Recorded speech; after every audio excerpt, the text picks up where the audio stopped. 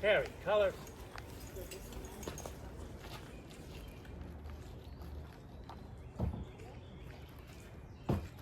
Present arms.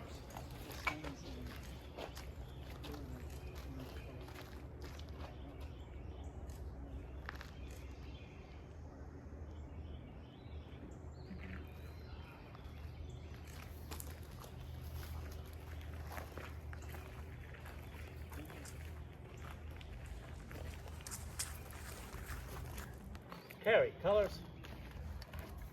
Shoulder file up. Right face. Forward march.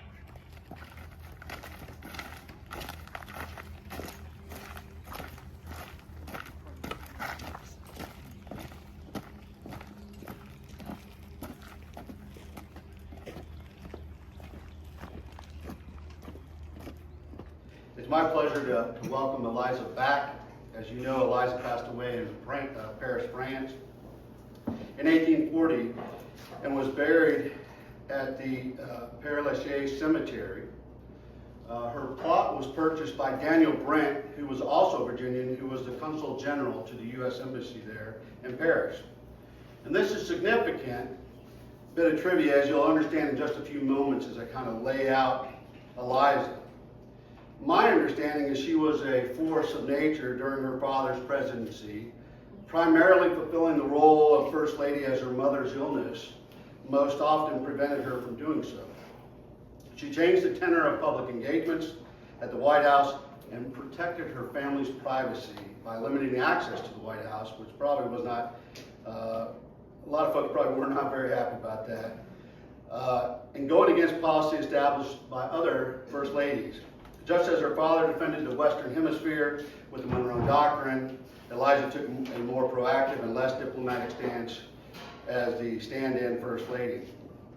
Even in the face of criticism from some foreign diplomats, she was unrelenting.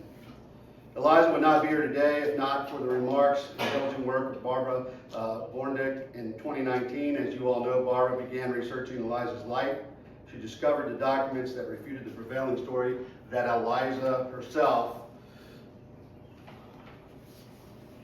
left the United States to live in France. This research culminated in two important things. Barbara published Eliza's True Story, the first biography of President Monroe's eldest daughter, in 2024, and the exhumation and repatriation of Eliza to Virginia so that she can be rejoined with her parents. The historical interpreter Bo Robbins noted, this is the biggest repatriation since John Paul Jones. That's pretty impressive. I would also like to characterize this as the most important event for women's history in the Commonwealth since the unveiling of the Virginia Women's Monument down at the Capitol. And make no mistake, Eliza's return was no easy feat. If it were not for Barbara's sheer force of will to continue to press on, despite constant headwinds, which there were a lot, Eliza could not be here with us today. She would not be home, soon to be interned, with her parents at Hollywood Cemetery. Barbara invested thousands of hours in her efforts over 6 years, and during the past 2 years, hundreds of hours were spent communicating with stakeholders, many of whom are in this room. Nearly 300 pages of documents were translated into French to comply with records requests from the cemetery.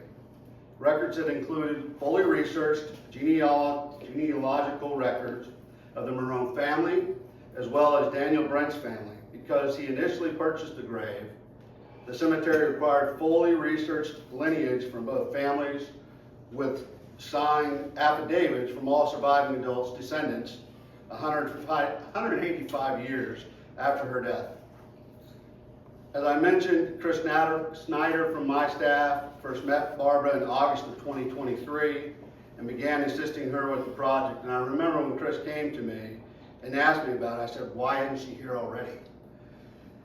Well, he started to call the embassy in Paris and as well as the state agency to get folks engaged, and I'll be honest, it was very difficult.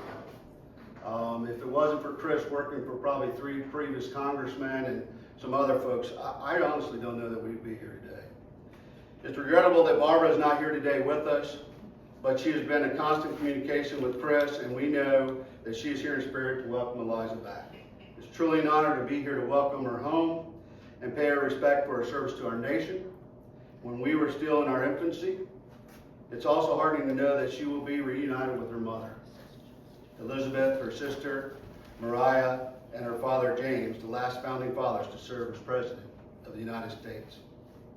Thank you all for being here today and welcoming Eliza home. May God bless our Commonwealth, and may God bless our United States of America. Thank you.